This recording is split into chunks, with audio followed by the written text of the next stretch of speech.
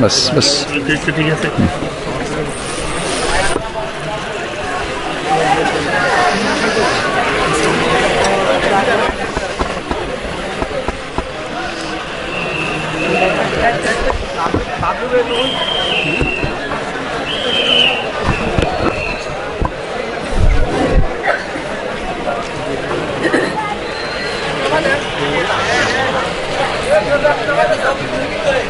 السلام عليكم ورحمة الله وبركاته.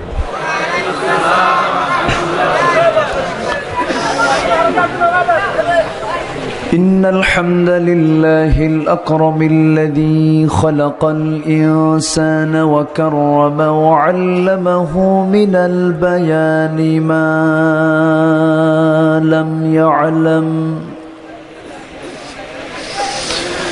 فسبحان الذي لا يحصى امتنانه باللسان ولا بالقلم.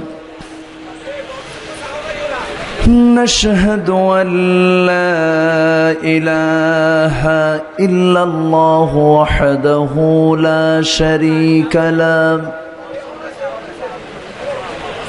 ونشهد أن سيدنا وحبيبنا ومولانا محمدا عبده ورسوله الذي أرسله بالحق بشيرا ونذيرا وداعيا إلى الله بإذنه وسراجا وقمرا منيرا. فقد قال الله تعالى في كلامه المجيد وفرقانه الحميد: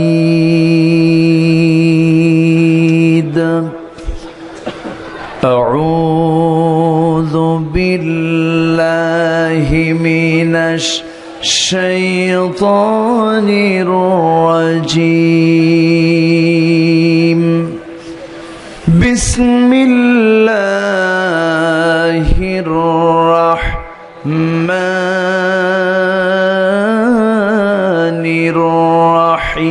الرحيم.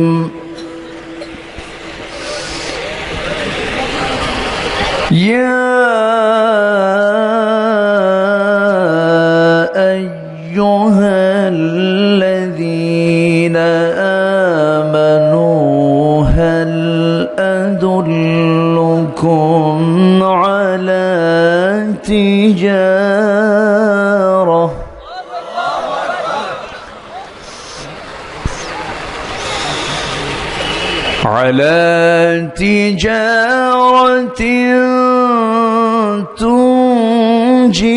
تنجيكم من عذاب أليم.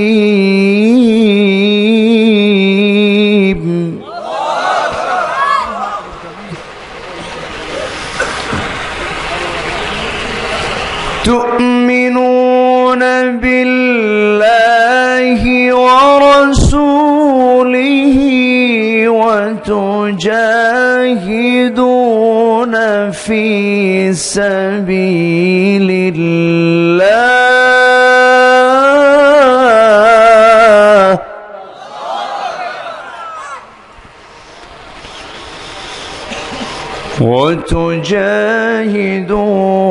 في سبيل الله بأموالكم وأنفسكم.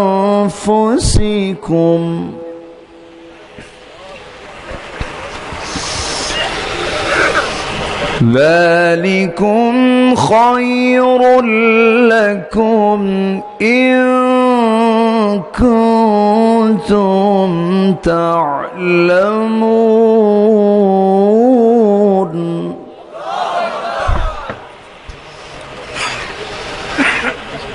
الله أكبر.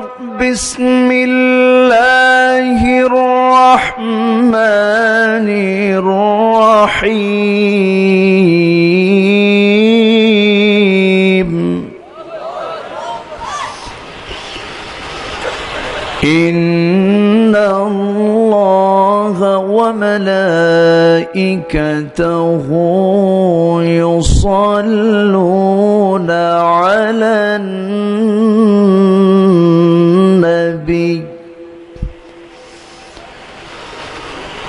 يا أيها الذين آمنوا صلوا عليه وسلموا تسليما اللهم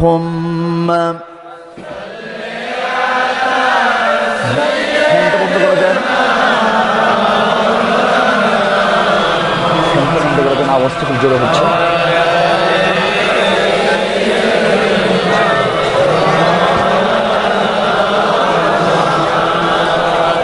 একটু মোহাব্বত দিয়ে নবীর প্রেমে মাতোয়ারা হয়ে জবান খুলে সবাই বলুন আল্লাহুম্মা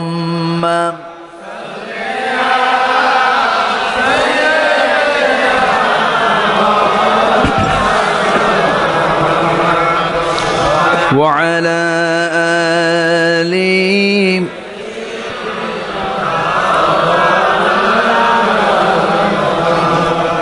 সবাই বলুন বালাগাল উলা বিকামালিহি কাশাফাত তুজা বিজামালিহি حسنت جميع خصاله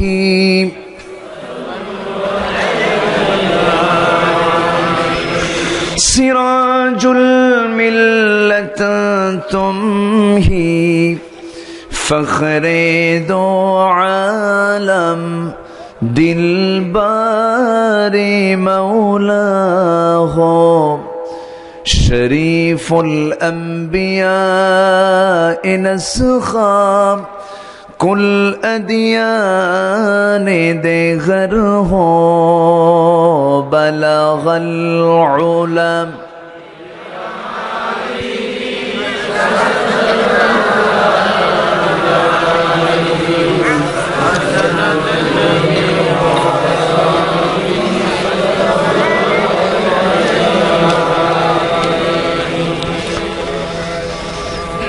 দক্ষিণাঞ্চলের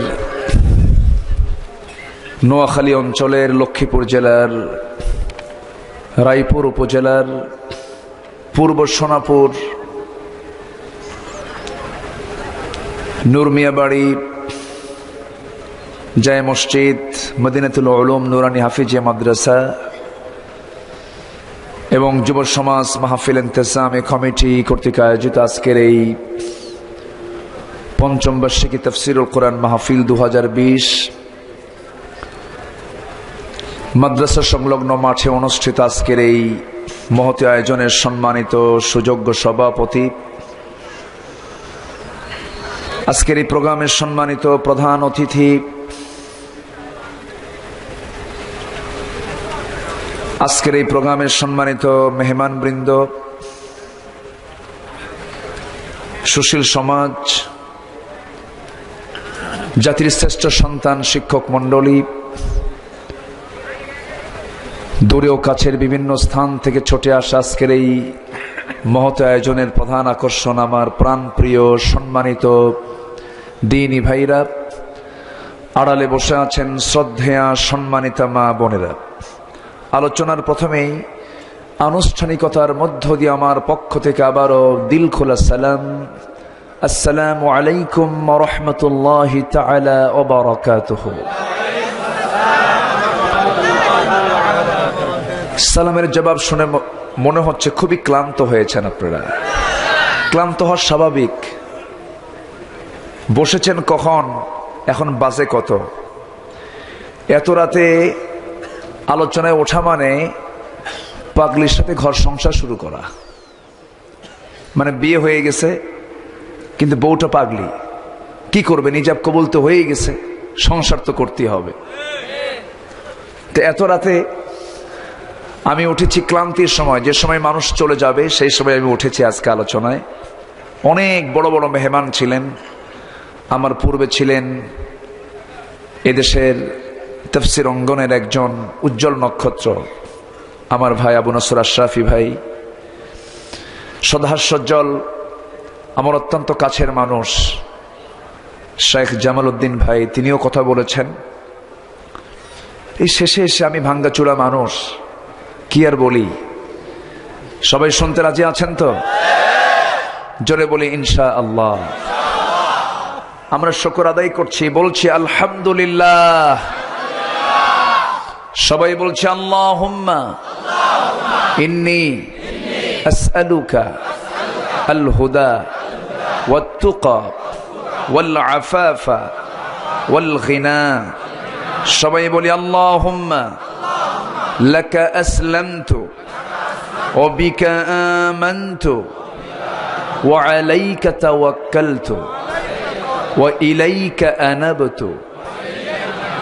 আমরা আল্লাহ তাআলার শুকর আদায় করে নিলাম। সম্মানিত হাজিরিন, আমি সেখান থেকে তেলাওয়াত করেছি যে স্থানের 2-3টা আয়াতকে অনেকে পড়তে চান না, ওই আয়াতগুলোকে দেখলে ভয় পান। এরকম কিছু সম্প্রদায় আমার দেশে আছে না নাই? আছে। খুবই কমন আয়াত। এটা ওলামাদের অঞ্চল, লক্ষ্মীপুর জেলা হলো আলেমদের জেলা, আলহামদুলিল্লাহ। দু একটা গডফাদারও আছে। কিছু আবু জের আবু লাহাব না থাকলে খেলবেন কেমনে? খেলার দরকার আছে না নাই? খেলতেও তো হবে, মাঠে থাকতে হবে না? ফাঁকা ফিল্ডে গোল দিলে মজা আছে? কিছু থাকবেই তো। সম্মানিত ভাইয়েরা, আমি সেখান থেকেই কথা বলবো যেখান থেকে আমি তেলাওয়াত দিয়ে শুরু করেছি। সূরাটি হলো মাদানী সূরা, সূরাতুস সফ। খুবই কমন। এবছর আমি এর আগে এই আয়াতের উপর অনেক আলোচনা করেছি। এবছর মনে হয় আজকে আমি প্রথম এই 2টা আয়াত আমি তেলাওয়াত করলাম। দেখি কিছু কথা আমি চেষ্টা করব, আমাকে সহযোগিতা করতে হবে সবার। তারা আমাদেরকে প্রকৃত চর্চা থেকে আমাদেরকে দূরে রেখে দিয়েছে।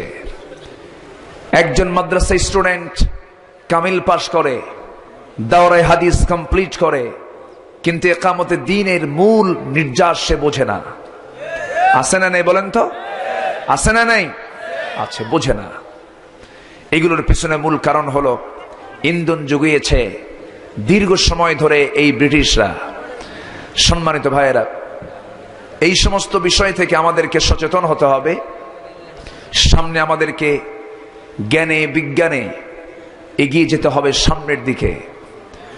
আপনি অবাক হবেন, ইউরোপ, আমেরিকা, ইহুদি, খ্রিস্টান আমাকে আপনাকে গণে, কিন্তু আমরা তাদেরকে গুনি না। তারা আমাদেরকে এস্টিমেট করে, তারা আমাদেরকে টার্গেট করে। তার বড় প্রমাণ হলো সম্প্রতি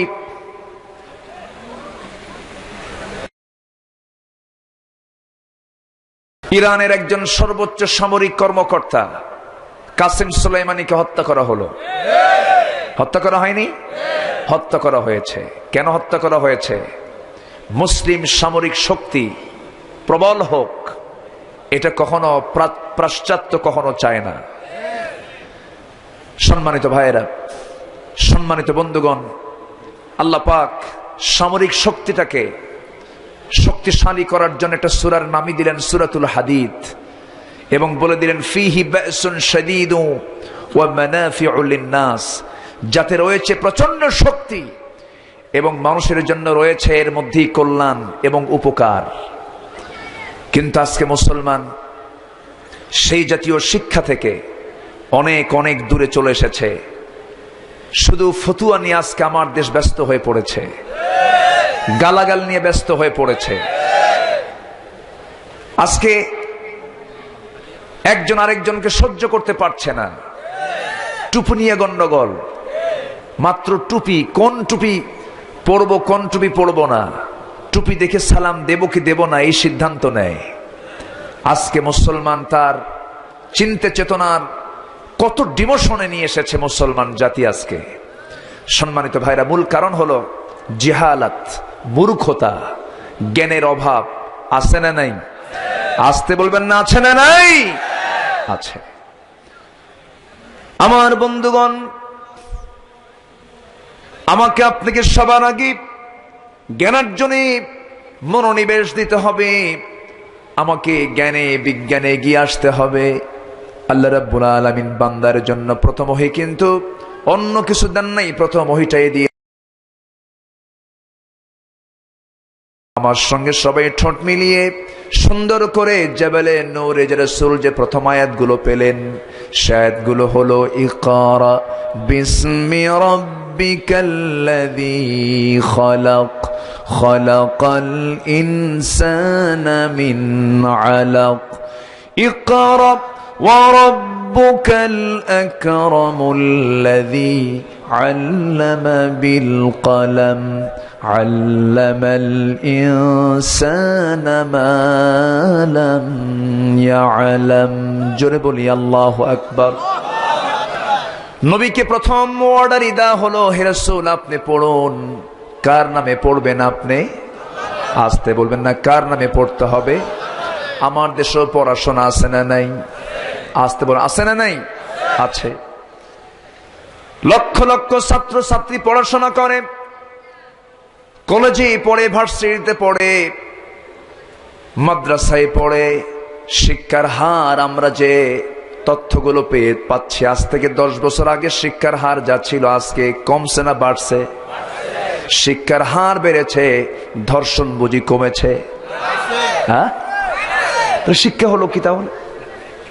প্রশ্ন আছে না নাই? শিক্ষার হার বাড়লো। শিক্ষা কিছু কিছু জেলায় 100% শিক্ষার হার। কত পার্সেন্ট? 100%। শিক্ষার হার বাড়লো, ধর্ষণও বাড়লো। শিক্ষার হার বাড়লো, খুনও বাড়লো। শিক্ষার হারও বাড়লো, কোর্ট কাছারিতে মামলাও বাড়লো। তাহলে অবশ্যই শিক্ষা অর্জন হচ্ছে বটে, কিন্তু অবশ্যই আছে না নাই? আসতে বলবেন না, আছে না নাই? দু একজন করে যে ওঠে, হ্যাঁ,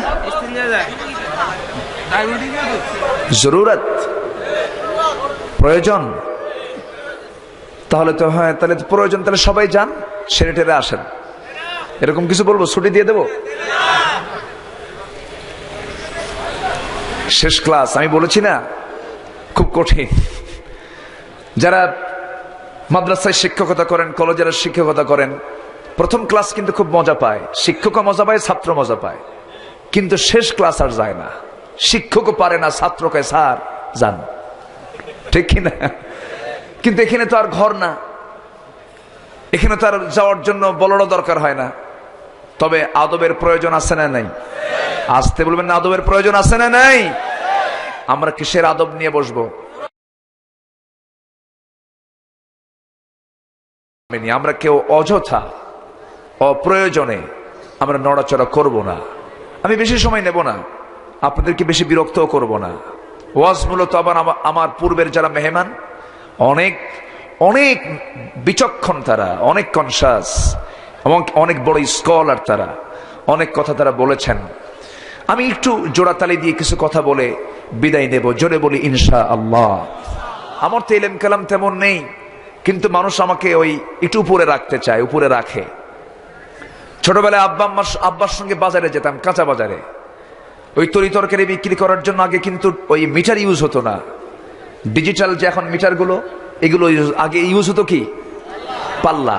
ওই পাল্লা এক পাশে দিত হলো তরি তরকারি, আরেক পাশে কি দিত? পাথর, বাটখারা। তো বাটখারা গুলো ফাইন করে সাজায় রাখতো। আমি দেখতাম, গুনতাম কতগুলো বাটখারা আছে। সবচেয়ে বড় ওজন যেটা 5 কেজি, ওটা নিচে, তার উপরে 1 কেজি, তার উপরে 500 গ্রাম, তার উপরে 250 গ্রাম, তার উপরে 200 গ্রাম, তার উপরে এরপর 100 গ্রাম, 50 গ্রাম, উপরে কয় গ্রাম? আমি হলাম সেই 25 গ্রাম। কি কথা কি বোঝা গেল? এই তো এখন উপরে রাখে মানুষ, এই জন্য একটু শেষের দিকে আসতে হয়। আমি চাই একটু আগে ভাগে উঠলে আগে ভাগে শেষ করা যায়, তাহলে মানুষের আলোচনার শোনার যে একটা মনোযোগিতা, একটা আগ্রহ, স্পৃহা, এটা থেকে যায়। সম্মানিত ভাইয়েরা, আমি সময় ক্ষেপণ করছি না। শিক্ষার ভিতরে আমাদের ত্রুটি আছে না নাই? আসতে বলবেন না, আছে না নাই? নাই যদি থাকে, ঢাবির মতো একটা বিশাল বড় শিক্ষাঙ্গন থাকে ইউনিভার্সিটি, সেই ভার্সিটির মেয়ে ধর্ষিত হয় কেন? আসতে কোন কেন? ঢাবির একজন ছাত্রী ধর্ষিত হলো, সেই ধর্ষককে ধরা হলো, ধরল এত বিশাল একজন মোস্ট ওয়ান্টেড ধর্ষক, সামনের দুটো দাঁত নাই, হ্যাঁ, নাম হলো পাগল মজনু। মজনু মানে কি? পাগল। সম্মানিত ভাইয়েরা, এটাও কেন হচ্ছে? এটারও শিক্ষার অভাব আছে না নাই? আছে। তাহলে শিক্ষা ঠিকই আছি, শিক্ষাঙ্গনও ঠিকই আছি, কিন্তু সুশিক্ষার অভাব। শিক্ষাঙ্গনও ঠিকই আছে, কিন্তু ভালো শিক্ষাঙ্গনের অভাব। শিক্ষকও ঠিকই আছে, কিন্তু ভালো শিক্ষকের অভাব। আমার দেশে এমন শিক্ষকও আছে কুকুরের মতো খাড়া হয়ে পেশাব করে, আছে না নাই? কুকুরের মতো আচরণ। আত্মশিক্ষিত নাস্তিক প্রত্যেকটি ইউনিভার্সিটিতে আপনি খুঁজে খুঁজে দেখেন, আত্মশিক্ষিত নাস্তিক এমন শিক্ষক আছে না নাই বলেন? তারা ক্লাসে যাচ্ছে, ক্লাস নিচ্ছে, মুসলমান যদি হয়ে থাকে তাদের সোহবত নিয়ে নিচ্ছে, সোহবত গুলো নিয়ে নিয়ে শিক্ষার পাশাপাশি নাস্তিক্যবাদের চেতনাগুলো লালন করছে। ওগুলো সমাজের জন্য, ইসলামের জন্য ক্ষতি সাধন করছে। এই জন্য আমার বন্ধুগণ, আল্লাহ যে তার রাসূলকে প্রথম বললেন আপনি পড়ুন, সেই পড়াটা নিশ্চিত করার জন্য আগে সিদ্ধান্ত নিতে হবে কার নামে পড়বো আমরা। আসতে বলবেন না, কার নামে পড়বো? আল্লাহর নামে পড়তে হবে। আমার ভাইরা, আল্লাহ বান্দাকে জ্ঞানী হতে বলছেন। আল্লাহ বান্দাকে আল্লাহকে চেনার জন্য বারবার বলছেন। আল্লাহ এক জায়গায় সুন্দর করে বলছেন, বান্দাকে আগ্রহ ভরে এদিকে ফিরে আসার জন্য বলছেন, আফালা ইয়াতাদাব্বারুনাল কুরআন আম আলা কুলুবিন আকফালুহা। মানুষের কি হলো, তোমাদের কি হলো? তোমরা কোরআনটাকে নিয়ে গবেষণা করো না। কোরআন তো শুধু নামাজের জন্য নয়, এই কোরআন দিয়ে গবেষণার কাজে ইউজ করতে হবে। এটাকে রিসার্চের জন্য রেখে দিতে হবে। এটা থাকবে সায়েন্স ল্যাবরেটরিতে, এটা থাকবে মেডিকেলের ক্লাসে, এটা থাকবে শিক্ষকের প্রথম শিক্ষার মাধ্যম হিসাবে। এবং প্রতিটি শিক্ষার ভিতরে যতগুলো সিলেবাস থাকবে, যতগুলো সাবজেক্ট থাকবে, সবার জন্য এই কোরআন নামক সিলেবাসটা ফরজ করে দিতে হবে। কি আসতে বলেন কেন? কিন্তু যারা আজকে শিক্ষার ডিপার্টমেন্টে আছেন, তাদের দ্বারা কি এই কাজ করা সম্ভব? আসতে বলেন কেন? তাদের দ্বারা কি এই কাজ করা সম্ভব? তাহলে আমি যে ওয়াজগুলো করতেছি, এই ওয়াজ কি তারা কাজে লাগিয়ে তারা কি এটার বাস্তবায়ন করবে? করবে না। তাহলে যারা করবে, যারা করতে চায়, তাদের পক্ষে আমাদের কাজ করার দরকার আছে না নাই? আসতে বলবেন না, আছে না নাই? এই জন্য একটা টিম থাকতে হবে, এটা সংঘবদ্ধ শক্তি থাকতে হবে, এটা সংঘবদ্ধতা নিয়ে চলতে হবে। সেই সংঘবদ্ধ শক্তি হবে এবং সেই দলকে নিয়ে আল্লাহ বলছেন, চিন্তা করো না, আলা ইন্না হিজবাল্লাহি হুমুল গালিবুন, সাবধান, হতাশ হয়ো না, আমার দলটা, আমার নামের যে দল, আল্লাহর দলই হবে বিজয়ী দল। জোরে বলি সুবহানাল্লাহ। হয়তো আজকে আমরা একটু চাপে আছি, হয়তো আজকে আমরা হয়তো একটু বেকায়দায় আছি, হয়তো আমাদের দ্বারা আমাদের কিনে আজকে ষড়যন্ত্রের জাল বুনন করা হচ্ছে। কিন্তু এই চাকা একভাবে থাকবে না, এই চাকা ঘুরে আমাদের পক্ষে একদিন দাঁড়াবে। দাঁড়াবে না? দাঁড়াবে না? সাহায্যের জন্য কে আছেন? আমি সূরা সফ থেকে তেলাওয়াত করেছি, যেখান থেকে তেলাওয়াত করেছে তার দুটো আয়াত আগে আল্লাহ পাক এক জায়গায় সুন্দর করে বলছেন, আল্লাহ রাব্বুল আলামিন কাফিরদের ষড়যন্ত্র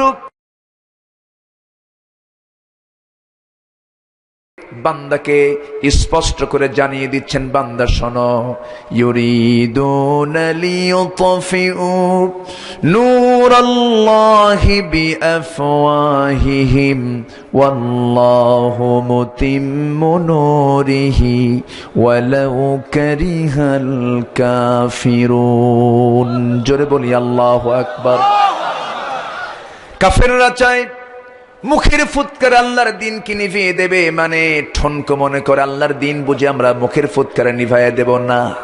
তোমরা মুখের ফুৎকারে নিভাইয়া দিতে পারবে না, কারণ আল্লাহু মুতিম্মু নূরিহি ওয়ালাউ কারিহাল কাফিরুন। আল্লাহ তার সেই দিনটাকে পরিপূর্ণতার চূড়ান্ত শিখরে পৌঁছায় দিবেন কে? আসতে বলবেন না কে? আর সেই কাজ করবে কে? হ্যাঁ, কাজ করবে কে? আমরা কাজ করব, আল্লাহ সাহায্য করবেন, আমরা দায়িত্ব পালন করব। কারণ আল্লাহ রাব্বুল আলামিন বান্দাকে দুনিয়াতে কি জন্য পাঠিয়েছেন, কেন পাঠিয়েছেন? আমার বন্ধুগণ, এর পরের আয়াতে আল্লাহ রাব্বুল আলামিন রাসূলকে আগে কেন পাঠানো হলো আগে স্পষ্ট করে জানিয়ে দিচ্ছেন, হুয়াল্লাযী আরসালা রাসূলাহু বিল হুদা ওয়া দীনিল হাক্কি লিইয়ুযহিরাহু আলাদ দ্বীনি কুল্লিহি ওয়ালাউ কারিহাল মুশরিকুন ওয়া কাফা বিল্লাহি শাহীদা। জোরে বলি আল্লাহু আকবার। এই আয়াতটা তিন ভাবে তিন জায়গায় এসেছে। রাসূলকে আল্লাহ পাক কেন দুনিয়াতে পাঠালেন? খানকা বানানোর জন্য নয়, মুরিদ প্রোডাকশনের জন্য নয়। আমার দেশে মুরিদের প্রোডাকশন আছে না নাই? আমার দেশে পীর বেশি না মুরিদ বেশি? এখন পীর কিন্তু বেশি, মুরিদের প্রোডাকশন হয়, কিন্তু মুরিদের ভোট পীর নিজেই পায় না। ঠিক কিনা বলেন? লক্ষ লক্ষ মুরিদ, কিন্তু নির্বাচনে যখন দাঁড়ান তার জামানত থাকে না। আপনার কেমন মুরিদ? আপনাকে তিনি রায় দিলেন না, শুধু আপনাকে রেখে দিয়েছেন বাপ মার দোয়ার জন্য রেখে দিয়েছেন। হুজুর আপনি আমার বাপ মার জন্য দোয়া করবেন। আমার ভাইরা, আল্লাহ পাক আমার রাসূলকে শুধু খানকা শরীফ বানানোর জন্য পাঠান নাই, দরবার খোলার জন্য পাঠান নাই, কে পাঠিয়েছেন এই জন্য যেন তিনি দুনিয়ার সমস্ত তৈরি করা মতবাদকে যেন পরাজিত করে যেন সেই জায়গায় আল্লাহর দ্বীনকে বিজয়ী করতে পারেন। একটু আস্তে বলি সুবহানাল্লাহ, জোরে বলি সুবহানাল্লাহ। বিজয়ী করতে গেলে শুধু দোয়া করে আসবে নাকি? শুধু দোয়া করে আসবে না, শুধু দোয়ার জন্য হুজুর আছে না নাই? মদের ফ্যাক্টরি উদ্বোধন হবে, পীর সাহেবকে ডাক দিয়ে বলে, পীর সাহেব হুজুর আসুন, এটা দোয়া করতে হবে, একটা ফ্যাক্টরি উদ্বোধন হবে, আপনি একটু দোয়া করলে বরকত হবে। পীর সাহেব দোয়া করে, আল্লাহ এই মদের ফ্যাক্টরিতে তুমি আল্লাহ বরকত দিয়ে দাও। আছে না এরকম দোয়ার জন্য কিছু হুজুর আছে না নাই? আচ্ছা, ওরা সব এক জায়গায় হয়েছে, ওরা চায় এদেশের তাফসীর মাহফিলকে বন্ধ করতে। কথা বলবো, কথা বলবো, সবাইকে শুনতে রাজি আছেন? আপনার পাশে থেকে যে উঠতে চাবে জোর করে ধরবেন, চাপি ধরবেন, জোর করে ধরবেন, আস্তে করে বসায় দিবেন, কোনো ওঠা ওঠি নাই। আমি তো আগে আসতে চাইছি, আমার উপরে উঠায় দিবেন, আমি তো জোর করে রাখবো আপনাদেরকে। একটু বসুন। সম্মানিত ভাইয়েরা, সম্মানিত বন্ধুগণ, এই দেশে আলোচনার ভিতরে দুটো ধারা আছে, একটা হলো আয়াত ছাড়া আলোচনা, আরেকটা হলো আয়াত সহ আলোচনা। আলোচনার কয়টা ধারা? দুইটা ধারা। এক ধারা হলো তারানারে বান্দরে কোলা খাইছে ইন্দুরে, আছে না নাই? এই সম্মানিত ভাইরা, না হাসান আল কাসাস, কোরআনই তো শ্রেষ্ঠ একটি কাহিনী, বলি আলহামদুলিল্লাহ। এর মধ্যে কাহিনী নাই, এর মধ্যে ইতিহাস নাই। রাসূল কি ইতিহাস বলেননি? কিন্তু এর মধ্যে কি বাবা হুজুর দাদা হুজুর আছে? হ্যাঁ, কষ্ট হচ্ছে আপনাদের? আল্লাহর কসম, আমি পীর বিরোধী না, কিন্তু আবার ভুল বুঝবেন না। আমি পীরকে সম্মান করি, ভক্তি করি, শ্রদ্ধা করি, কিন্তু যে পীরের সাথে একামতে দিনের সম্পর্ক নাই সেই পীর পীর জাদা নয়, সেটা হারাম জাদা। স্পষ্ট কথা। একামতে দিনের সঙ্গে যার সম্পর্ক নাই, সে যদি গোটা দুনিয়ার শ্রেষ্ঠ আলেম হয়, তার মূল্য আমার কাছে 4 পয়সা নাই। এলেম এক জিনিস আর আমল আরেক বিষয়। এলেম এবং আমল নাই। আবু জেহেল জানতো না? আসতে বলবেন না, জানতো না? না জানলে কি বিরোধিতা করা যায়? জেনে বিরোধিতা করতে হয়। আবু জেহেল জানতো কিন্তু মানতো না, আর সাহাবায়ে কেরাম জানতেন, মানতেন। সুবহানাল্লাহ। সাহাবায়ে কেরামের স্বভাব ছিল সামি'না ওয়া আতা'না, আর কাফির মুশরিকদের আচরণ ছিল সামি'না ওয়া আসাইনা, শুনলাম মানলাম না। তারা শুনেছে, আবু জেহেল কম শোনে নাই। আমার নবীর ওয়াজ বহু শুনছে আবু জেহেল। ওয়াজ শুনতে শুনতে গোটা রাত চলে গেছে। আবু জেহেল তো মেধাবী ছিল। আবু জেহেল এত মেধাবী ছিল, তার প্রখর মেধা ছিল। অসৎ নেতৃত্ব দেওয়ার জন্য যতগুলো খারাপ গুণ দরকার সব গুণ তার মধ্যে ছিল। গুণের কোন অভাব ছিল না, কিন্তু গুণ সেটা বদগুণ। কি গুণ? তার মধ্যে একটা বদগুণ ছিল, কোন পণ্য কিনলে তার দাম দিত না। খুব ভালো গুণ। এরকম নেতা তো বাংলার জমিনে নাই, আছে না নাই? ওটা আবু জেহেলের নাতি।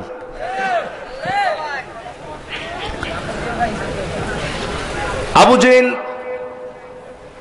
তার স্বভাব চরিত্রের ভিতরে যত নোংরামি সব তার মধ্যে ছিল। মদের আসরে বসে যেত, জেনার কারবারে চলে যেত। রাসূল বললেন মদ হারাম, মদ তো পান করা যাবে না, মদ আল্লাহ পাক হারাম করে দিয়েছেন, জেনাটার কাছে চাওয়া যাবে না। আবু জেহেল রাসূলকে বলতেছে, মুহাম্মদ বিন আব্দুল্লাহ, খামাখা নিজেদের মধ্যে গন্ডগোল করার কি দরকার? ঘুম থেকে উঠে তোমার আমি চেহারা দেখি, তুমি আমার চেহারা দেখো। একই বংশের মানুষ, একই গোত্রের মানুষ, ঘুম থেকে উঠি তোমার সঙ্গে সাক্ষাৎ হয়ে যায়, খামাখা গন্ডগোল করার কি দরকার? তোমার ধর্মটাও থাকুক, আমার ধর্মও থাকুক। তোমারটা আমি মানতেছে, তুমি আমারটা মানো। লাত মানতকে একটু বৈধতা দিয়ে দাও। যেরকম মাঝে মাঝে বলা হয়, মা দুর্গা গজে চড়েছেন, ফসল উন্নতি হয়েছে। তুমি এরকম একটা কিছু বলে দাও। রাসূল বললেন, ও আবু জেহেল, বাতিলদের লিডার, তুমি আমাকে যে প্রস্তাব, যে প্রপোজ করতেছো, এই প্রপোজ আমি কখনো গ্রহণ করতে পারবো না। কারণ আমার কাছে আল্লাহ তাআলা যে সুস্পষ্ট দিন দিয়েছেন, একমাত্র দিন হচ্ছে আল্লাহর পক্ষ থেকে ইসলাম। ইসলাম ছাড়া পৃথিবীতে আর কোনো দিন থাকতে পারে না। পৃথিবীতে হক দিন কয়টা? আসতে বলবেন না, কয়টা? কোন মুসলমান যদি বলে ইসলাম ছাড়া আরো যে ধর্মগুলো আছে, ঈমান থাকবে?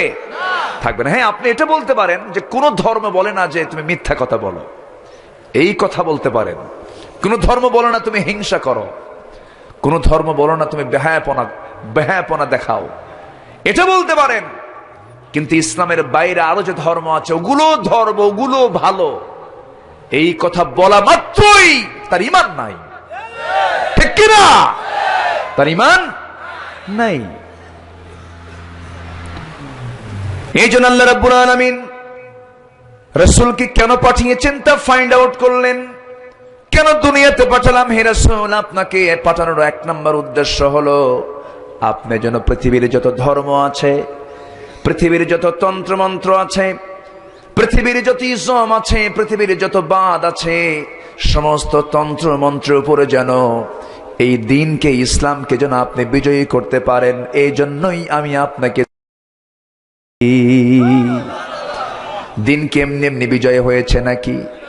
বদর যুদ্ধ চালিয়েছেন মুহাম্মদ সাল্লাল্লাহু, হিজরত করেছেন মুহাম্মদ সাল্লাল্লাহু, মক্কার মাটিতে থাপ্পড় খেয়েছেন মুহাম্মদ সাল্লাল্লাহু। মক্কার কাফিররা রাসূলকে মেরে ফেলার পর্যন্ত প্ল্যান করে নিয়েছে, পরিবারে অশান্তি ঢুকিয়ে দিয়েছে, বয়কট পর্যন্ত করেছে। পায়খানাগুলো ছাগলের পায়খানার মতো কটকটে হয়ে গেছে। এত কষ্ট করেছেন অন্য কোনো কারণ নয়। আমার নবীজি শুধু যদি প্রস্তাব দিতেন তোমারটাও চলুক আমারটাও চলুক, কোনো গন্ডগোল হতো না। যেমন আজকে কিছু মুসলমান মসজিদেও যায়, আবার পূজার মণ্ডপ গিয়ে প্রসাদ খেয়ে আসে বিসমিল্লাহ কয়া। এরকম কিছু আছে না নাই বলেন? আছে। আমার ভাইরা, কটাক্ষ করছি না, এখানে অনেক ভিডিও চলে এসেছে। কথা বলতে নিয়ে একটু কনসাস, একটু সচেতনতা নিয়ে কথা বলা দরকার। মুখে যা আসবে তাই বলা যাবে না। তবে এটা আল্লাহর কথা। কার কথা বলেন? আল্লাহর কথা। কথা যখন বলবে তুমি স্ট্রেট কাট কথা বলবে, সোজা কথা বলবে, ইনি বিনিয়ে হেকমত খাটায় কোনো প্যাঁচ মেরে কোনো মিথ্যার আশ্রয় নিবা না। ইত্তাকুল্লাহা ওয়া কুলু কাওলান সাদীদা। যা বলবে সোজা সাপটা কথা বলবে, নিয়ে নিয়ে কোনো কিছু বলবে না। তাহলে আল্লাহ রাব্বুল আলামিন বলছেন, আমাকে ভয় করো যদি, আর সত্য কথা যদি বলতে পারো, ইউসলিহ লাকুম আ'মালাকুম, তোমার জীবনের সমস্ত আমল কি যা ভুল ছিল সংশোধন করে দেব আমি আল্লাহ। আর তোমার জীবনে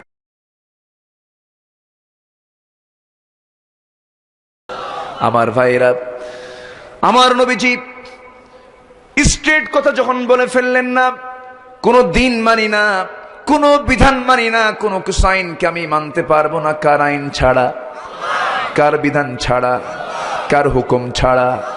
এই কথা যখন রাসূল বললেন, প্রস্তাব দিয়ে কোনো কাম হলো না। আবু জেহেল অনেক চেষ্টা করেছিল, চেষ্টার কোনো কমতি ছিল না, কিন্তু রাসূলকে দিন থেকে এক চুল পরিমাণ নড়াতে পারলো না। আমার নবীর দাওয়াতের কাজ বন্ধ ছিল না, নবীর দাওয়াতি কাজ চলতেছিল। এবং সেই দাওয়াতি কাজকে উদ্বুদ্ধ করার জন্য আল্লাহ রাব্বুল আলামিন আমার রাসূলকে সকল পয়গম্বরদের দাওয়াতের কথা উপস্থাপন করেছেন। যেমন আমার পূর্বের পয়গম্বর, সেকেন্ড পিতা নূহ আলাইহিস সালাতু ওয়াস সালাম, তিনি কেমন করে দাওয়াত দিয়েছেন। তিনি বলছেন, ইন্নী দাআউতু কওমি লাইলাও, আমি আমার কওমের মাঝে দিন রাত আমি দাওয়াতের কাজ করেছি। কিন্তু দাওয়াতি কাজ করেছেন তিনি 900 বছর, বউ পর্যন্ত ঈমান আনে নাই। বউ ঈমান আনে নাই। আল্লাহ তো বান্দার ফলাফল দেখবেন না, আল্লাহ বান্দার দেখবেন প্রচেষ্টা। কি দেখবেন? প্রচেষ্টা দেখবেন। আমার নবীকে সান্ত্বনা দিয়ে বলা হয়, হে রাসূল, আপনি হতাশ হবেন না, নিরাশ হবেন না। আপনার আগের পয়গম্বরদেরকে 2 টুকরা করে দুনিয়া থেকে বিদায় করে দেওয়া হয়েছে, আগুনে ফেল নিক্ষেপ করা হয়েছে, নবীর মাথা কেটে নারীর সামনে উপহার দেওয়া হয়েছে। আপনি কোনো চিন্তা করবেন না, আপনি আপনার কাজ চালিয়ে যান।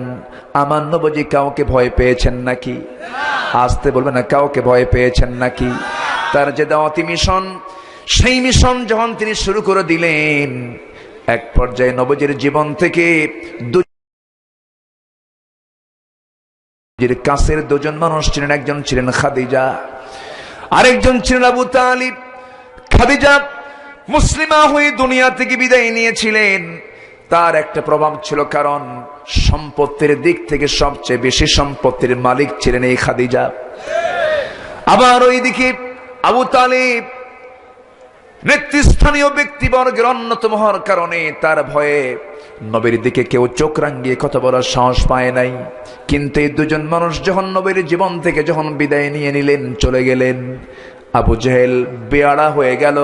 রাসূলকে যেখানে পায় সেখানে তাকে আটকায় দেয়, সাহাবায়ে কেরামকে ধরে ধরে মারে, রক্তাক্ত করে দেয়। আমার নবীর সামনে একজন সাহাবীকে মেরে রক্তাক্ত করে দেওয়া হলো। রাসূল শুধু চেয়ে চেয়ে দেখতেছেন, কিচ্ছু বলার পরিবেশ তিনি পাচ্ছেন না। এরপরে সেই সাহাবীকে মারার কারণে তার বাবা এসে সামনে দাঁড়ায় বলতেছে, তোমরা আমার ছেলেটাকে বেদম মারতেছো, রক্তাক্ত করে দিচ্ছ, যে অপরাধে তোমরা তাকে মারতেছো সেই কালিমা তো আমি তার বাবা অনেক আগে গ্রহণ করে নিয়েছি। ছেলেকে প্রহার করা বন্ধ করে দিয়া বাপকে ধরা হলো।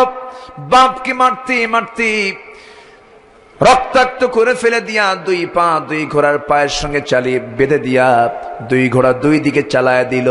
মুরগির রানের মতো দুই টুকরা হয়ে গেলেন। আল্লাহর প্রিয় সাহাবী ইয়াসির রাদিয়াল্লাহু তাআলা আনহু নবীজি চেয়ে চেয়ে দেখছেন আর বলছেন, সাবরান আলা ইয়াসির ফাইন্না মাউইদাকুমুল জান্নাহ, ধৈর্য ধরো, তোমাদের জন্য জান্নাতের ওয়াদা হয়ে গেছে। নির্যাতন বাংলার জমিনও শুরু হয়েছে। প্রসব বেদনা যে মা সহ্য করবেন না, মা ডাকটা শুনবেন কেমনে? মা ডাক শোনার জন্য মাকে তো অবশ্যই অসহ যন্ত্রণা সহ্য করতেই হবে। এই যে কষ্টের মধ্য দিয়া যে সন্তানটা জন্ম নেয়, ওই সন্তানটার চেহারার দিকে যখন, ফুটফুটে চেহারার দিকে যখন মা তাকান, এই যে অসহ যন্ত্রণা তার জীবনে এসেছিল, সব দুঃখ যন্ত্রণা সন্তানকে দেখা মাত্রই সব মা ভুলে যান। আমরা একটি সুন্দর ভবিষ্যৎ সামনে দেখব বাংলাদেশে, জোরে বলি ইনশাআল্লাহ। দেখবো না? সেই দিন কোন নাস্তিক, কোন মুরতাদ পালানোর জন্য তোরা একটা গর্ত খুঁজে পাবি না, একটা রাস্তাও খুঁজে পাবি না। দিন আসতেছে সামনে, আসতেছে না? শহীদের রক্ত বৃথা যাবে না, শহীদের রক্ত বৃথা যাবে না। ওয়ালা তাকুলু লিমান ইউকতালু ফি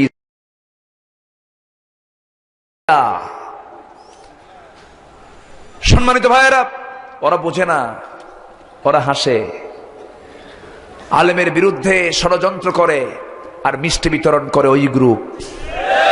জন্মের মতো মিষ্টি খায়া নে, সামনে আসবে একদিন, সেদিন তোদের খাওয়াও পাবি না তোরা, ঠিক কিনা? আসবে দিন, আসবে না? জোরে বলি ইনশাআল্লাহ। কিন্তু আমার আপনার দায়িত্ব আছে না নাই? সে দায়িত্বটা কি? আসুন ধীরে ধীরে আমরা আলোচনার একটু গভীরে চলে যাই। গভীর রাত, একটু গভীর আলোচনায় চলে যাই নাকি? কষ্ট হচ্ছে না তো? খুব ভালো মানুষ আপনারা আমার বন্ধুগণ। এই দুনিয়াতে আমরা যা কিছু করি সব তো একটি লক্ষ্য হলো, আমরা জাহান্নাম থেকে বাঁচতে চাই। কি থেকে বাঁচতে চাই?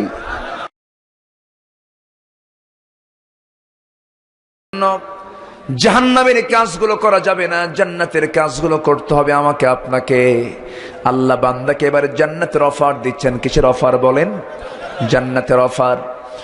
আল্লাহ বান্দাকে ডাক দিয়ে বলছেন, শোনো ইমানদারেরা, আমি কি তোমাদের এমন একটি বিজনেসের কথা বলবো, যেই বিজনেসটা করলে পরে আল্লাহ তোমাদেরকে জাহান্নাম থেকে নিষ্কৃতি দিবেন, জান্নাত দিবেন। জোরে বলি সুবহানাল্লাহ। গোটা কোরআনে কোথাও নাই নামাজ পড়ো জান্নাত দেব, হজ করো জান্নাত দেব, যাকাত দেবে জান্নাত দেব, এমন সরাসরি এরকম করে কোন আয়াত নাই। কিন্তু আল্লাহ বলছেন, বান্দারে এমন একটা কাজ তুমি করবে, যে কাজ করলে পর আমি তোমাকে জাহান্নাম থেকে, আমি তোমাকে নাজাত দিয়ে আমি তোমাকে জান্নাত দেব, জাহান্নামের আগুন থেকে তুমি বাঁচতে পারবে। সেই কাজগুলো কি? আল্লাহ রাব্বুল আলামিন সুন্দর করে বলছেন, সেই পুঁজিপাটটা কার উপরে? আসতে বলবেন না, কার উপরে? ঈমান যার নাই, নবীর বাপ হয়েও কোনো লাভ নাই, নবীর বাপ হয়েও লাভ নাই। ইব্রাহিম আলাইহিস সালাম মুসলিম মিল্লাতের জাতির পিতা তিনি, তার বাবা জান্নাতি না জাহান্নামী? আজ তো জান্নাতি না জাহান্নামী? জাহান্নামী। ইব্রাহিম আলাইহিস সালাতু ওয়াস সালাম তার বাবাকে জান্নাতে নিতে পারবেন না, কারণ জান্নাত পেতে হলে, প্রথম সিগন্যাল পেতে হলে আপনাকে আগে ইমানদার হতে হবে। আমার নবীর সামনে এক সাহাবী এসে কান্দের বলে, হুজুর আমার বাপ তো জাহান্নামী, আমার বাপ তো বেঈমান হয়ে মারা গেছে, আমার বাবার প্রতি দরদ চলে এসেছে, আমার বাপ তো জাহান্নামের বাসিন্দা। আমার নবী সাহাবীকে সান্ত্বনা দিয়ে বলছেন, সাহাবী কেন্দো না, তোমার বাবার যে হাল আমার বাবারও সেই হাল। আমার ভাইয়েরা, ঈমান সবচেয়ে বড় পুঁজি। ঈমান ছাড়া কোনো মূল্য নেই। আপনি যত বড় শক্তিধর মানুষ হন না কেন, আপনি যত বড় পাওয়ারফুল মানুষ হন না কেন, ডোনাল্ড ট্রাম্প হন, অং সান সুচি হন, দামোদর দাস নরেন্দ্র মোদী হন, সুপ্রিম পাওয়ারের অধিকারী হন, যা হন না কেন, আপনার ঈমান নাই, আপনার কোনো মূল্য আল্লাহর কাছে নাই। এই জন্য আল্লাহর কাছে মূল্য হতে হলে, জান্নাতের বাসিন্দা হতে হলে, সব আগে আমাকে আনতে হবে ঈমানের পুঁজি। কিসের পুঁজি? ঈমান নামক পুঁজি, এটা আগে আনতে হবে। ঈমানটা শিরিক মিশ্রিত হওয়া যাবে না।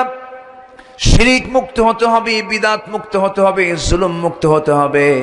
আল্লাহ রাব্বুল আলামিন বান্দাকে সুন্দর করে বলছেন, বান্দা শোনো, যারা কি করবে, ওয়াল্লাযীনা আমানু ওয়া লাম ইয়ালবিসু ঈমানাহুম বিযুলমিন উলাইকা লাহুমুল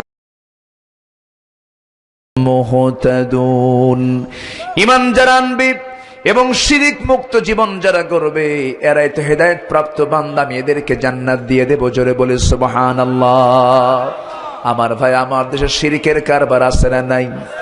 জুলুম আছে না নাই? বড় বড় গুনার মোহর আছে না নাই? সার্কাস, সিনেমা, যাত্রা, থিয়েটার, নাটকগুলো আছে না নাই? আফসোস লাগে, এই কোরআনের মাহফিল গুলো হয়, আলেমদের মধ্যে মাঝে মাঝে একটু ভুল বোঝাবুঝি হতেই পারে, হয় না? মানুষ কিনা, ভুল বোঝাবুঝি হতেই পারে। ডাক্তারের ভুল ডাক্তার ধরবেন, কোন আপত্তি নাই। ইঞ্জিনিয়ারের ভুল ইঞ্জিনিয়ার ধরবে, কোনো সমস্যা নেই। একজন শিক্ষিত মানুষ আরেকজন শিক্ষিত মানুষকে সংশোধন করে দেবে, সমস্যা নাই। একজন আলেমের ভুল আলেম ধরবে, আমরা কোনো বাধা দেব না, আপনি ভুল ধরেন, কিন্তু আলেমের ভুল ঠিক কিনা? রাস্তার নর্তকীরা আজকে আলেমের ভুল ধরতে আসে। সম্মানিত ভাইয়েরা, সম্মানিত বন্ধুগণ, আজকে আমার দেশের মর্যাদা পায়, সম্মান পায় হলো নায়িকা, গায়িকা, ক্রিকেটার, সুরকার, গীতিকার, জানোয়ার। আমি কি ভুল বলছি? আজকে তাদের সম্মান খুব ইজ্জত। নেতা হওয়ার জন্য বলে, কিছু কিছু দল আছে, এরকম দল আছে, নেতা হওয়ার জন্য বলে, এই তুই কয়টারে মারছিস, তুই কয়টারে থাপ্পড় মারছিস, তোর জীবনের রেকর্ড কি, ব্যাকগ্রাউন্ড কি, কয়টারে স্টেপ করছিস, কয়টারে থাপ্পড় মেরেছিস। এই সমস্ত নেতৃত্ব যুবকরা মানা যাবে না। নেতৃত্ব মানতে হবে একজনের, তিনি হচ্ছেন নবিয়ুনা মুহাম্মদ সাল্লাল্লাহু। জামাল ভাই, উনি তো জামালিয়া তরিকা দিয়ে গেলেন, তরিকা জামালিয়া না, উনি এটা মজা করে বলেছেন। সম্মানিত ভাইয়েরা, সব তো দেখলাম, সব দেখা শেষ হয়নি। দেখলাম তো, দেশ স্বাধীন হয়েছে ৭১-এ। স্বাধীন হলো কোন সালে? ৭১-এ। আজকে ২০২০, কত বছর? ৫০ হয়ে গেছে। রাস্তাই পর্যন্ত ঠিক হলো না। রাস্তা ঠিক হয়েছে? ৫০ বছরের রাস্তাই ঠিক হয় না, আর কি ঠিক হবে? রাস্তার এই ফ্যানটা বন্ধ করেন, ফ্যানের আওয়াজ আমার কাছে বিরক্ত লাগে। রাস্তা ঠিক হবে কেমনে? রাস্তার এক সাইড কাজ শুরু করে, আরেক সাইডে শেষ হতে হতে এই সাইডের বাকল নাই। আমি কি ভুল বলতেছি? থাকবে কেমনে? রডের ঢুকায় থাকে? থাকে না তো, কেমনে থাকবে? এখন চলছে রড থেরাপি না বাঁশ থেরাপি, এই হচ্ছে অবস্থা। সম্মানিত বন্ধুগণ, কাকে বলবেন আপনি? বলার তো শোনারও লোক নাই, হয়তো বলার কিছু লোক আছে কিন্তু শুনবে কে? শোনার তো লোক নেই। বরাদ্দ হয়, কাজের বরাদ্দ। একটা উদাহরণ মনে পড়লো, এক রাজা রাতের বেলা ঘুমাতে পারে নাই, প্রচন্ড শিয়ালের ডাকাডাকি। শিয়ালের ডাকাডাকিতে রাজার ঘুম হয় নাই। সকালবেলা উজিরদেরকে ডাক দিয়ে বলছে, উজির, আমি তো আজকে ঘুমাতে পারিনি। কেন? এত চিল্লালে শিয়াল, কি ঘুম পারা যায়? এরা চিল্লাই কেন বলো তো? একজন বলে, মাননীয় আমাদের রাজামশাই, জাহাপনা, এই শিয়ালগুলো চিল্লানোর কারণ হচ্ছে, চিল্লি করার কারণ হলো প্রচন্ড শীতের কারণে, মাঘ মাসের হাড় কাঁপানো শীতে তারা থাকতে পারছে না, কম্বল নাই। কি নাই? আচ্ছা, কম্বল নাই। এখন রাজামশাই বলতেছে, ঠিক আছে, যা বরাদ্দ লাগে, যতগুলো কম্বল লাগে আমি দিলাম শিয়ালকে, যাও, তবুও যেন চিল্লে না করে। বরাদ্দ হয়ে গেছে কম্বলের, শিয়ালের জন্য কম্বল পাস। পরের রাতে, আগের রাতে যে আওয়াজ ছিল, পরের রাতে তার ডাবল আওয়াজ হয়ে গেছে। সকালে আবার জরুরি সভা ডাক দিয়ে বলতেছে, তোমরা তোমাদের পরামর্শ শুনে আমি তো কম্বল দিলাম, আওয়াজ তো আরো ডাবল হয়ে গেল, আরো বেশি আওয়াজ হলো, ঘুম তো হয়ই নেই। কি জাহাপনা, আপনি বুঝবেন না, গত রাতে যে চিল্লি করেছে এটা হলো ঠান্ডার কারণে, কষ্টের কারণে চিল্লি, আর আজকে এটা চিল্লি নয় জাহাপনা।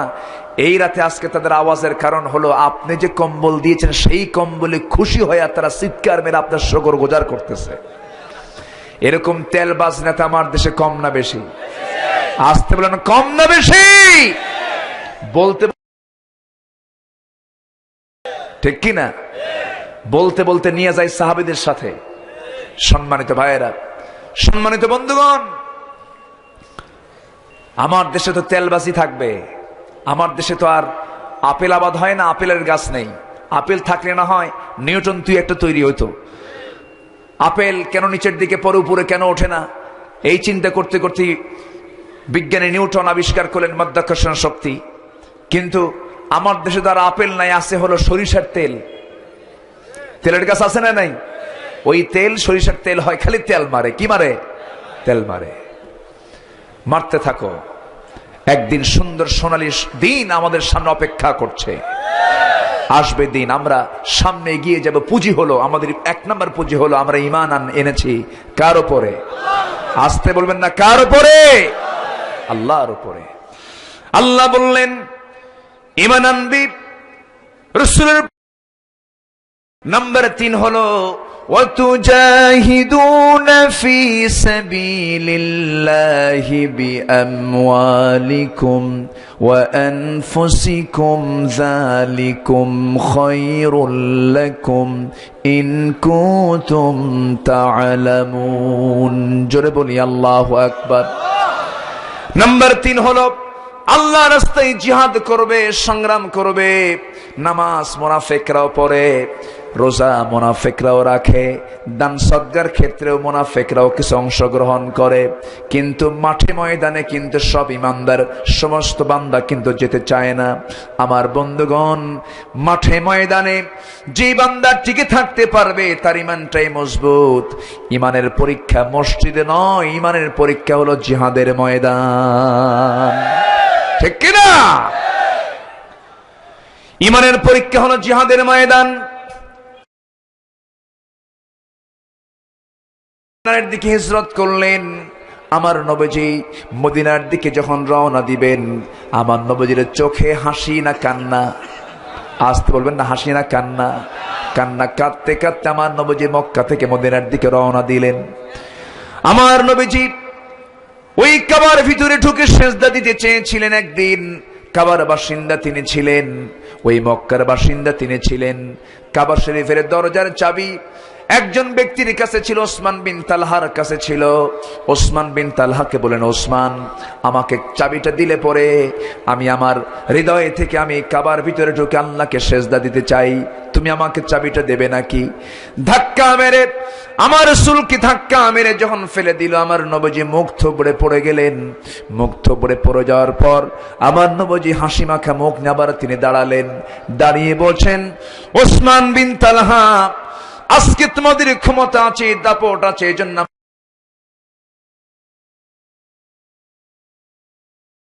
তুমি কি জানো ওসমান, যে চাবি আজকে তোমার হাতে দেখতে পাচ্ছ, ওই চাবি আল্লাহ একদিন আমার হাতে তুলে দিবেন।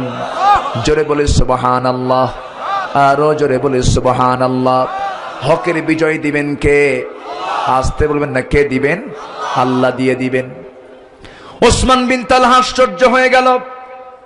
ওসমান বিন তালহা বলতেছে, মুহাম্মদ যা বলে তা তো সত্যই বলে। আস্তে করে এবার বলছে, মুহাম্মদ বিন আব্দুল্লাহ, আমি তোমাকে কাবার চাবিটা দেব, কিন্তু শর্ত আবু জেহেল যেন না জানে, কেনা জানবে না। আমার নবীজি কাবার চাবিটা হাতের মধ্যে নিলেন। চাবিটা হাতের মধ্যে নিয়ে কাবার দরজা যখন তিনি তালাটা খুললেন, তালা খুলে ভিতরে দেখতে পেলেন মূর্তিগুলো সাজায় রেখেছে। লাত, মানাত, উজ্জা সহ অনেকগুলো মূর্তি সাজানো আছে, কাবার ভিতরে ঢুকিয়ে ফেলেছে তারা। আমার নবীজির প্রচন্ড মেজাজ, প্রচন্ড রাগ করছেন, কোন মূর্তি রাখবো না, সব ভেঙ্গে চুরে চুরমার করে সব আল্লাহর ঘর থেকে সাফ করে ফেলবো, এমন সিদ্ধান্ত যখন নিচ্ছিলেন, জিবরিল আমিন বলছেন, ইয়া রাসূলুল্লাহ, আপনার এখন কাবার এই ভিতরের সেই মূর্তিগুলো এখন ভাঙ্গার সময় আসে নাই, ভাঙ্গার সময় যখন আসবে সেই সময় আপনি কাবার ভিতরে থেকে এই মূর্তিগুলো সাফ করে ফেলবেন। বরঞ্চ আপনি এখন কি করবেন? আপনার জন্য দোয়া হলো, ওয়াকুর أدخلني مدخل صدق واخرجني مخرج صدق واجعل لي من لدنك سلطانا نصيرا। জোরে বলি আল্লাহু আকবার। আমার নবীজি সেই জায়গা থেকে আস্তে করে নেমে আসলেন। আমার নবীজি মক্কায় পারেন নাই, মক্কার ভিতরে ওই কাবার ভিতরে মূর্তিগুলো রেখে রাসূল ওই দিকে কেন পারলেন না? কি জন্য পারলেন না? কারণ শুধুমাত্র উপদেশ দিয়ে কথা বলে এগুলো তো বন্ধ হবে না। শেষ পর্যন্ত আমার নবীকে যখন অবাঞ্ছিত ঘোষণা করে ফেললো, আমার নবীজি মক্কার মাটিতে আর টিকতে পারলেন না, মদিনার পথে তিনি হিজরত করলেন। সাহাবীরাও সঙ্গে সঙ্গে হিজরত করলেন। কেউ ব্যবসা ছেড়ে দিলেন, কেউ বাণিজ্য ছেড়ে দিলেন, কেউ বউ বাচ্চা রেখে সবকিছু রেখে নবীর টানে, আল্লাহর দ্বীনের টানে মদিনায় হিজরত করলেন। মদিনায় অবস্থানের 1 বছর যেতে না যেতেই আবু জেহেলের সিদ্ধান্ত হলো, যেমন করে হোক মুহাম্মদ বিন আব্দুল্লাহকে যদি লম্বা টাইম দিয়ে দেওয়া হয়, সে তো আমাদের উপরে চড়াও হয়ে যাবে, সে আমাদেরকে পরাজিত করবে। বিশাল শক্তি সঞ্চয় করে নিয়ে আবু জেহেল রওনা করল রাসূলের দ্বীনকে নিভিয়ে দেওয়ার জন্য। বদর প্রান্তর পর্যন্ত চলে এসেছিল, কিন্তু সেই বদর প্রান্তরে সাহাবায়ে কেরাম ওয়াতুজাহিদুনা ফি সাবিলিল্লাহি বিআমওয়ালিকুম ওয়া আনফুসিকুম যালিকুম খায়রুল লাকুম ইন কুনতুম তা'লামুন। আমার নবীজি শুনতে পেলেন আবু জেহেলের দলের লোকেরা 1000 সৈন্য নিয়ে লোহিত সাগরের পার্শ্ব দিয়ে তারা চলে আসতেছে, কাছাকাছি চলে আসছে, বদর প্রান্তর পর্যন্ত পৌঁছে গেছে। আমার নবীজি সৈন্য সংগ্রহ করলেন। ছোট্ট 2টা বাচ্চা, আফরার ছেলে দয় মদিনার 2টা ছেলে এসে নবীর সামনে এসে বলে, হুজুর শুনলাম জিহাদের ডাক আসছে, আমরাও জিহাদে যাব। ওতুজাহিদুনা ফি সাবিলিল্লাহ, আমরা যুদ্ধে যাব। নবীজি মুস্কি মুস্কি হাসি মেরে বলছেন, ও ছোট্ট ছোট্ট বাচ্চারা, তোমরা কেমনে যাবে? তোমরা কেমনে যাবে? যুদ্ধ করবে, শক্তি নাই তোমাদের, তরবারি তোমরা নিতে পারো? রাসূলুল্লাহি, আমাদের 2জনকে কুস্তি লাগায় দেন, আমরা 2জনের মধ্যে যে পারবো তাকে আপনি যুদ্ধের পারমিশন দিবেন, অন্তত 1জন যাই যুদ্ধে। 16 জন বলে, ইয়া রাসূলুল্লাহ ও শুধু লম্বায় বড় কিন্তু গায়ের শক্তি আমার বেশি। রাসূল বলেন ঠিক আছে মারামারি লাগো তোমরা। মারামারি লেগে গেছে, বড়জন ছোটজনকে নিচে ফেলে দিয়েছে। ছোটজন চোখের ভাষায় বলছে ভাই রে তুমি আমার চেয়ে বয়সে বড়, শক্তিতে বড়, আমি তোমার সঙ্গে পারবো না এটাই জানি, তবে তুমি একা একা যাবে কেন? তোমার গায়ের শক্তি একটু কমায় দাও, তোমার বুকের উপর একটাবার উঠে বসে বুঝায় দেই কোন অংশ আমি তোমার চেয়ে কম নই। রাসূল টের পেয়ে গেলেন, মুস্কি মুস্কি হাসেন, কিন্তু চোখের কোনা বেয়ে বেয়ে টপ টপ করে পানি বের হয়। আমার নবীজি ছোট্ট দুইটা বাচ্চাকে কোলের মধ্যে নিয়ে আল্লাহর কাছে দোয়া করছেন, আল্লাহ তাআলা এদের গায়ের শক্তি নাই কিন্তু ঈমানের শক্তি আছে। তুমিনুনা বিল্লাহ, ঈমানের শক্তি আছে। এবার রাসূল বলছেন ছোট্ট বাচ্চা আফরার ছেলেরা তোমরা যুদ্ধে কেন যাবে? বলতেছে ইয়া রাসূলুল্লাহি আমরা যুদ্ধে যাব, সবার সঙ্গে যুদ্ধ করার ইচ্ছা আমাদের নাই। আমরা যুদ্ধ করব শুধু একজনের বিরুদ্ধে, কে? আবু জেহেলকে আমরা হত্যা করব। কেন? আবু জেহেল আপনাকে দারুণ কষ্ট দিয়েছে। জোরে বলি সুবহানাল্লাহ। আবু জেহেল আপনাকে দারুণ কষ্ট দিয়েছে। আমার নবীজি শুনে খুশি হয়ে গেলেন। আমার নবীজি শিশু ইসলাম, 1 বছরও যায় নাই, সেই সময় তিনি কোনো মতো কিছু সাহাবীকে সংগ্রহ করলেন। ঘোড়া নাই, তরবারি নাই, 313 জন মোটে সংগ্রহ হয়ে গেল। আমার নবীজি পিছপা হলেন না, মদিনার সেই মসজিদ থেকে তিনি রওনা করলেন। বদর প্রান্তর পর্যন্ত পৌঁছে গেলেন। 350 মাইল অতিক্রম করে আবু জেহেলরাও এসেছে বদর নামক প্রান্তরে। আমার নবীজি যে জায়গায় দাঁড়ানো, সেই জায়গাটা ছিল বালুর জায়গা। আমি নিজের চোখে পরে ইমানটা মরে যায় না, তাজা হয়, তাজা হয়। ইমানের চেতনা লালন হয়, ইমানের চেতনা উজ্জীবিত হয়ে যায়, চেতনাটা জেগে জেগে ওঠে। বালুর পাহাড়, সেখানে সেই বালুর পাহাড়ের পাশে সাহাবা একরাম দাঁড়িয়েছিলেন। পদব্রজে যাচ্ছিলেন তারা, পা গুলো ডেবে যায়, হাঁটতে পারে না।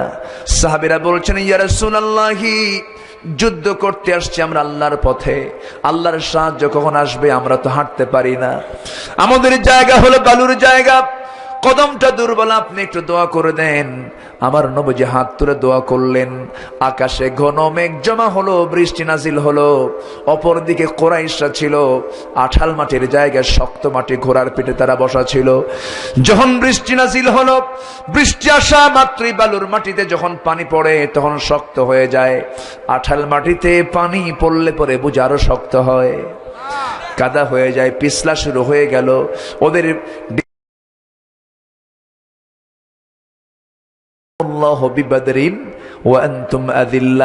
আল্লাহ সাহায্যের হস্ত প্রসার করে দিলেন। কারণ বান্দা যখন জিহাদের ময়দানে ঝাঁপিয়ে পড়বে, বান্দার শক্তি দিয়ে শুধু জয় হবে না, আল্লাহর সাহায্য ছাড়া। জোরে বলেন ঠিক কিনা? আমাদের সাহায্যকারী কে? ইয়াকুম মিনকুম 20 সাবিরুন ইয়াগলিবু 200, 20 জন তোমরা হবে ইমানদার, 200 জনের উপরে তোমরা বিজয়ী হবে। কার কথা? কার কথা?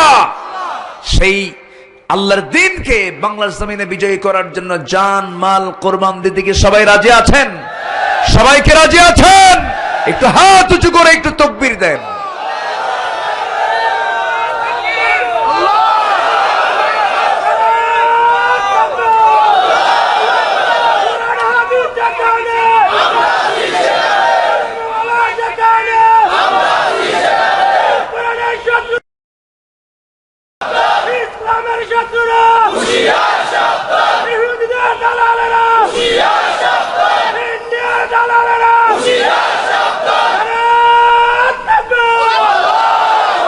আল্লাহ সবার হাতকে কবুল করুন।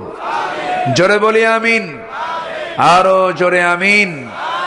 সম্মানিত হাজিরিন, আল্লাহ পাক বলছেন জিহাদ করবে আল্লাহর পথে, যালিকুম খায়রুল লাকুম, এটাই তোমাদের জন্য কল্যাণ, তোমাদের জন্য কল্যাণ। ইন কুনতুম তা'লামুন, যদি তোমরা বুঝো। কার কথা? আসতে বলবেন না, কার কথা? আল্লাহর কথা। যুদ্ধের ময়দানে ছোট্ট দুইটা বাচ্চা, মাজ মুয়াজ, আব্দুল্লাহ ইবনে মাসউদকে মাঝখানে রেখে দুই পাশে ছোট্ট দুটো বাচ্চা দাঁড়ায় বলতেছে, চাচা আবু জেহেল কই? ইবনে মাসউদ বলছে, আবু জেহেল দিয়ে কি করবো? নাস্তা করবো। আল্লাহু আকবার বলবেন না, শেষ করে ফেলবো। কেন? আমরা আমাদের টার্গেট হচ্ছে আবু জেহেল আর বড়। আল্লাহ ইতিহাস সৃষ্টি করেছেন, নমরুদ কত দাপুটে নেতা, ন্যাংরা মশা দিয়ে খতম। ফেরাউন কত দাপুটে নেতা, পানিতে চুবাইয়া খতম। আবু জেহেল কত দাপুটে নেতা, ছোট্ট দুইটা বাচ্চা ছোট্ট তরবারে নিয়ে আবু জেহেলের সামনে চলে গেছে। টের পায় না আবু জেহেল এটা কোন গ্রুপের লোক। ঘোড়ার পিঠে বসে আছে, দুই দিকে দুই পা ছেড়ে দিয়ে দুই ভাই দুই দিক থেকে চোখ টিপে মেরে শুরু করে দিয়েছে অ্যাকশন। আল্লাহু আকবার, জোরে বলি আল্লাহু আকবার, নারায়ে তাকবীর। এই স্লোগানও নাকি দেওয়া যাবে না, এটা নাকি জঙ্গি জঙ্গি গন্ধায়। যাদের কাছে আল্লাহু আকবার শব্দ জঙ্গি জঙ্গি মনে হয়, আমার তো বিশ্বাস ওদের মায়ের বিয়ে পড়াইছে কোন ব্রাহ্মণ। কষ্ট হচ্ছে? আল্লাহু আকবার।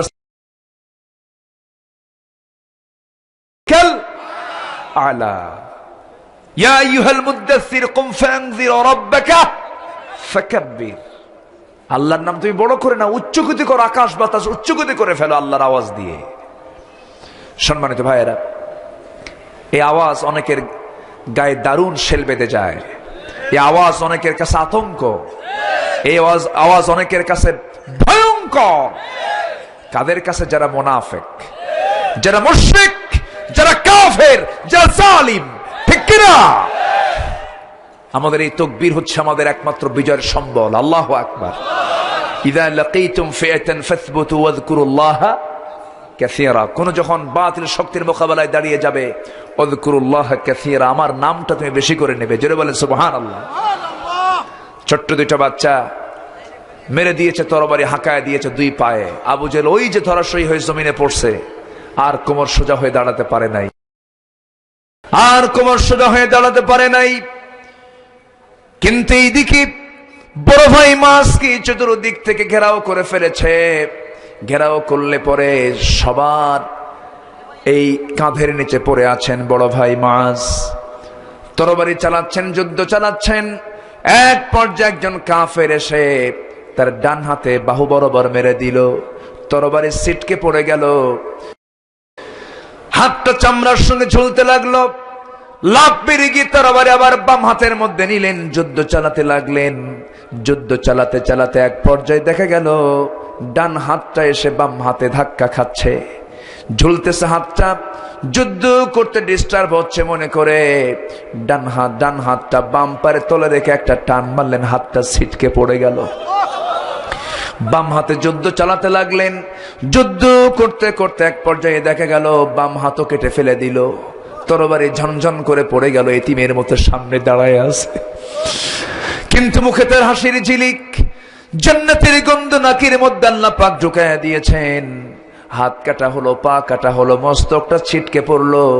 দুনিয়া থেকে বিদায় নিয়ে এই নিষ্পাপ মাসুম বাচ্চাটা বুঝায় দিল দুনিয়ার মুসলমান আল্লাহর পথে টিকে থাকার জন্য, আল্লাহর জমিনে দিন কায়েমের জন্য এমন করে জিহাদ করে জীবনটা দিয়ে দিতে হয়। জোরে বলে সুবহানাল্লাহ। ইসলাম ফুলসজ্জা দিয়ে আসে নাই, ইসলাম এত সস্তায় আসে নাই। ইসলাম এসেছে অনেক ত্যাগ তিতিক্ষার ভিতর দিয়ে, জেল, হামলা, মামলা, হুমকি ধামকি, চক্রাঙ্গানির মধ্য দিয়া। সম্মানিত ভাইয়েরা, পৃথিবীর সবচাইতে উর্বর একটি দেশ হচ্ছে বাংলার জমিন। এমন উর্বর দেশ কোথাও নেই।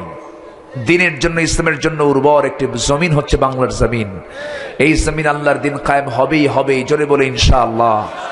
সেই মিছিলে, সেই সংগ্রামে ৭১ দেশের স্বাধীনতার ডাক দিয়েছিলেন একজন স্বাধীনতার স্থপতি। আমরা তার জন্য দোয়া করি ভালো। কিন্তু সেই যুদ্ধ ছিল ইনসাফ কায়েমের যুদ্ধ, সেই যুদ্ধ ছিল বাক স্বাধীনতার যুদ্ধ। কিন্তু আরেকটি যুদ্ধ যদি আসে, আরেকটি সংগ্রাম যদি আসে, সেই সংগ্রাম হবে ইসলাম জমিনে কায়েমের সংগ্রাম। আল্লাহ পাক সেই সংগ্রামে সবাইকে শামিল হওয়ার তৌফিক দান করুন। যতটুকু হয়েছে আমরা বলি আলহামদুলিল্লাহ। আমি এই বছরে এত রাতে আমি কত কই নাই, 12:30 বাজে। যতটুকু হয়েছে আমরা বলি আলহামদুলিল্লাহ, জোরে বলি আলহামদুলিল্লাহ। যে যেখানে আছে আমরা বসে পড়বো। আমরা চাইবো কার কাছে? আল্লাহর কাছে। আসুন দোয়া করি, সবাই চিৎকার মেরে বলি সুবহানাকাল্লাহুম্মা আশহাদু আল্লা ইলাহা ইল্লা আনতা আস্তাগফিরুকা ওয়া আতুবু ইলাইকা। যে যেখানে আছেন বসে পড়ুন। যারা ইউটিউবার এসেছেন আমি তাদেরকে একটু বলবো যে এমন কিছু অনাকাঙ্ক্ষিত কিছু দিবেন না যেটার মধ্য দিয়ে হিংসা, যেটার মধ্য দিয়ে শত্রুতা, পরস্পরের মধ্যে একটা ষড়যন্ত্রের জাল বুনতে পারে, এমন জাতীয় কোনো কিছু আপনারা হাইলাইট করে দিবেন না। দিন প্রচারের স্বার্থে যেটা মানবতার কল্যাণ, দিনের কল্যাণ হবে এমন কিছুই দেবার চেষ্টা করবেন। আল্লাহ যেন আপনাদের এই কাজগুলোকে জান্নাতের ওসিলা করে দেন। এই মানসিকতা নিয়ে আপনারা চলবেন। আল্লাহ সবাইকে কবুল করে নাও। আসুন আমরা দোয়া করি, আমরা আল্লাহর কাছে চাবো। আমরা কার কাছে চাবো?